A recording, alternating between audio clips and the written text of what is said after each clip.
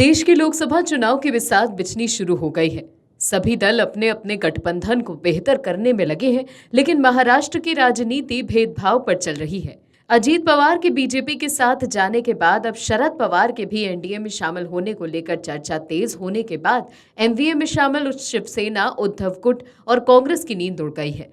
और अब ऐसा लग रहा है जैसे उद्धव गुट और कांग्रेस को समझ आ रहा है कि सीनियर पवार कभी भी पाला बदल सकते हैं। ऐसे में शरद पवार को महाविकास अघाड़ी के बाकी घटक दलों ने किनारे लगाने का प्लान बना लिया है।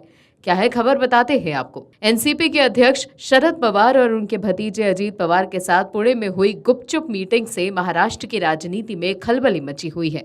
इस सीक्रेट मीटिंग के बाद शरद पवार ने कहा था कि अजीत पवार के साथ पुणे में हुई उनकी मुलाकात को लेकर विपक्षी महाविकास अघाड़ी में किसी प्रकार की भ्रम की स्थिति नहीं है, लेकिन मामला इतना सीधा लग नहीं रहा है।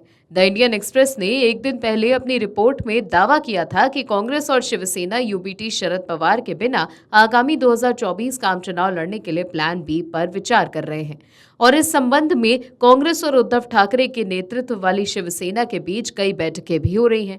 हालांकि महाराष्ट्र कांग्रेस प्रमुख नाना पटोले ने कहा कि अंतिम निर्णय पार्टी आलाकमान लेगा। शरद पवार अपने बागी भतीजे अजीत पवार के साथ बार बार मुलाकात करके अपने एमवीए सहयोगियों को टेंशन दे रहे हैं।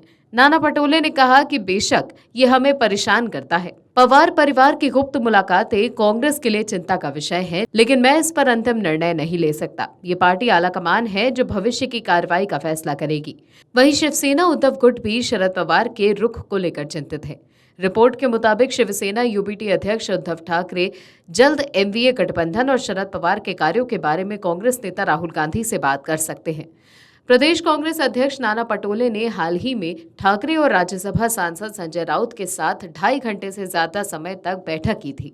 वहीं शिवसेना उद्धव बाला साहेब ठाकरे ने भी मुख्यमंत्री अजीत पवार के साथ शरद पवार की बैठकों पर नाराजगी जताई थी। शिवसेना यूबीटी का कहना है कि एनसीपी के अध्यक्ष शरद पवार और महाराष्ट्र के मुख्यमंत्री अजीत पवार की बार बार मुलाकात से एनसीपी प्रमुख शरद पवार की छवि धूमिल हो रही है।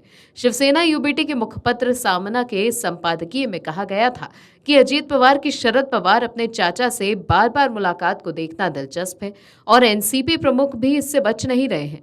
ऐसी आशंका है कि बीजेपी के चाणक्य अजीत पवार को शरद पवार से मिलने के लिए भेजकर भ्रम पैदा करने की कोशिश कर रहे हैं। हालांकि इस तरह की मुलाकातें शरद पवार की छवि को धूमिल कर रही हैं और ये अच्छा नहीं है। शरद पवार और उप मुख्यमंत्री अजीत पवार के बीच पुणे में एक व्यापारी के आवास पर हुई इस गुप्त बैठक के बाद ये टिप्पणी आई थी। और भी वीडियोस देखने के लिए चैनल को सब्सक्राइब करें और बेल आइकन को दबाएं।